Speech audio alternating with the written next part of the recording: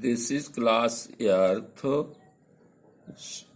Social and Political Justice, chapter number 1, part number 6, Fundamental Rights, मौलिक अधिकार. The section on fundamental rights has been referred to the conscience of the Indian Constitution. मौलिक अधिकारों का जो section है इसको भारतीय संविधान की आत्मा कहा गया है. Colonial rule had created a certain suspicion of the state in the mind of the nationalists, and they wanted to ensure that a set of written rights would guard against the misuse of state power in independent India. जो colonial rule था, जो औपनिवेशिक नियम थे, मतलब जो अंग्रेजों का शासन था, उसने लोगों के मन में संदेह पैदा कर दिया था. और जो राष्ट्रवादी लोग थे वे चाहते थे कि ये सुनिश्चित किया जाए कि लिखित रूप से मौलिक अधिकार होने चाहिए. जो राज्य के लोग हैं, स्वतंत्र भारत हो, उसमें जो स्टेट के लोग हैं जो शासन करें, ताकि वे अपनी शक्तियों का गलत प्रयोग न कर सकें.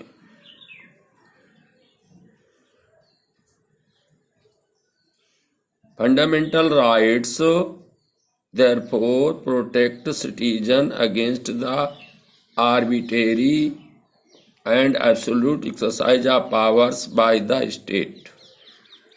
मौलिक अधिकार जो हैं, इसलिए ये मौलिक अधिकार नागरिकों की रक्षा करते हैं ताकि शासन करने वाली शक्तियां अपनी निरंकुशता या अत्याचार न कर सकें. The Constitution thus guarantees the right of individuals against the state as well as other individuals. इस प्रकार मौलिक अधिकार के कारण हमारा संविधान इस बात की गारंटी देता है कि व्यक्तिगत रूप से राज्य से हमारी रक्षा होती है और दूसरे लोगों से भी रक्षा होती है. मोरओवर, इससे भी बढ़कर the various minorities communities also expressed the need for the constitution to include rights that would protect their group. इससे भी बढ़कर बहुत से जो माइनॉरिटी कम्युनिटीज थीं, अल्पसंख्यक समुदाय थे, उन्होंने भी संविधान में मौलिक अधिकार जोड़ने की भावना को, आवश्यकता को व्यक्त किया जो उनके ग्रुप की रक्षा कर सके. The constitution therefore also guarantee the right of the minorities against the majority. इसलिए संविधान जो अल्पसंख्यक समुदाय है उनके अधिकारों की बहुसंख्यक समुदाय से रक्षा करता है, रक्षा करने की गारंटी देता है. As doctor Bhim Ambedkar has said, जैसा कि डॉक्टर भीमराव अंबेडकर ने कहा है, अबाउट दीज फंडामेंटल राइट्स, इन मौलिक अधिकारों के बारे में कहा है, दर ऑब्जेक्टिव टू फोल्ड, इसका दोहरा उद्देश्य है. The first objective is the every citizen must be to in position to claim their rights. पहला उद्देश्य कि हर नागरिक ये दावा कर सकता है कि वो उसे मौलिक अधिकार दिए जाएं. And secondly, these rights must be binding upon every authority.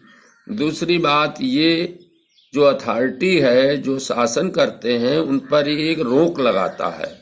That has got the power to make law, जिनको कानून बनाने की शक्तियां हैं, उससे मौलिक अधिकार मनुष्यों को बचाते हैं. In addition to fundamental rights, मौलिक अधिकारों के अतिरिक्त तो the constitution also has a section called directive principles of state policy. संविधान में एक ऐसा सेक्शन है जो इसमें लिखा है directive principle of state policy, राज्य की पॉलिसी के सिद्धांत। This section was designed by the members of the Constituent Assembly to ensure greater social economic reform। इस सेक्शन की स्थापना ये इसलिए लिखा गया संविधान सभा के सदस्यों के द्वारा ताकि आर्थिक सुधार हो, सामाजिक सुधार और आर्थिक सुधारों के लिए, and to serve a guide to the independent India state to institute law and policies that help reduce the poverty of the masses। और ऐसे नियम बनाने के लिए इसमें गाइडलाइन है, मार्गदर्शन है कि स्वतंत्र भारत के लोगों का जीवन जो है ऐसे संस्थाएं स्थापित की जाए, ऐसे नियम बनाए जाएं ताकि लोगों की गरीबी दूर हो। ये मौलिक अधिकार जो हैं, देखिए, एक तो है राइट टू इक्वलिटी, समानता का अधिकार, दूसरा है राइट टू फ्रीडम, स्वतंत्रता का अधिकार, राइट अगेंस्ट एक्सप्लॉयटेशन, शोषण के विरुद्ध अधिकार, right to freedom for religion, धार्मिक स्वतंत्रता का अधिकार, कल्चरल एंड एजुकेशनल राइट, सांस्कृतिक और शैक्षिक स्वतंत्रता, राइट टू कॉन्स्टिट्यूशन रेमेडीज, मतलब कोर्ट में जाकर हम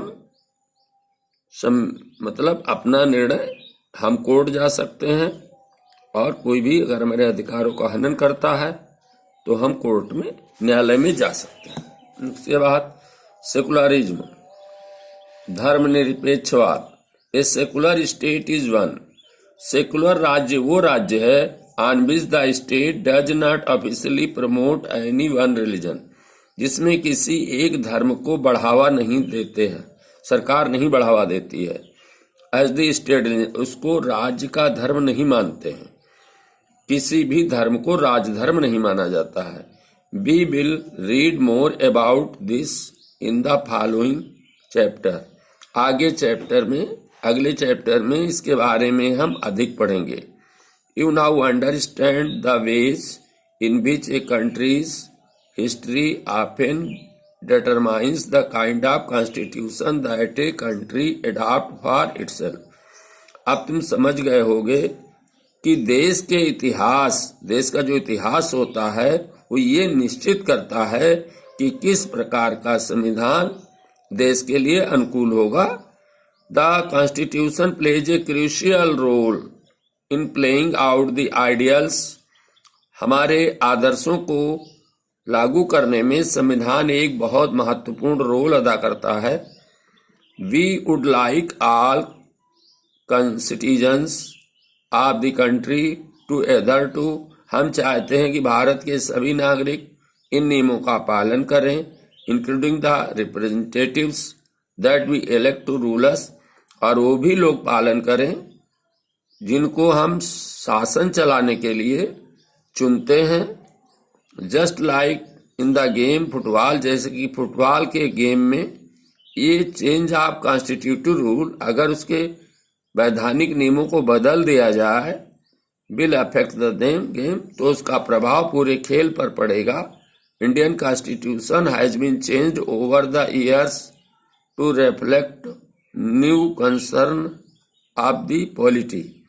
भारतीय जो संविधान है, इतने वर्षों में बहुत सारी चीजें इसमें बदल गई हैं। Often a major change in the constitution means change in the fundamental nature of the country. अगर कोई मुख्य परिवर्तन संविधान में करता है तो इसका अर्थ है उसके आधारभूत नेचर में, प्रकृति में परिवर्तन हो जाता है। We saw this in the case of Nepal, हमने ये नेपाल के केस में देखा है कि how it needs to adopt a new constitution, कैसे एक नया संविधान लिखने की वहां जरूरत पड़ी। After it has recently become the democratic society, जब हाल ही में ये प्रजातंत्रात्मक देश बना। The different feature of the Indian constitution outlined above, भारतीय संविधान के विभिन्न गुण ऊपर लिखे गए हैं। इन्वॉल्व कॉम्प्लिकेटेड आइडियाज, कुछ इसमें जटिल विचार भी हैं जो आपकी समझ में नहीं आए होंगे। That are often not easy to grasp, जिनको समझना इतना सरल नहीं है। Don't worry too much about this, इसके बारे में ज़्यादा चिंता करने की इस समय ज़रूरत नहीं है। In the rest of the book as well as in your higher classes, शेष किताब अभी पढ़ानी है और वैसे ही जब ऊंची कक्षाओं में भी पढ़ोगे, you will read more about this different features of Indian constitution, तुम भारतीय संविधान के भिन्न भिन्न चीज़ों को जान जाओगे।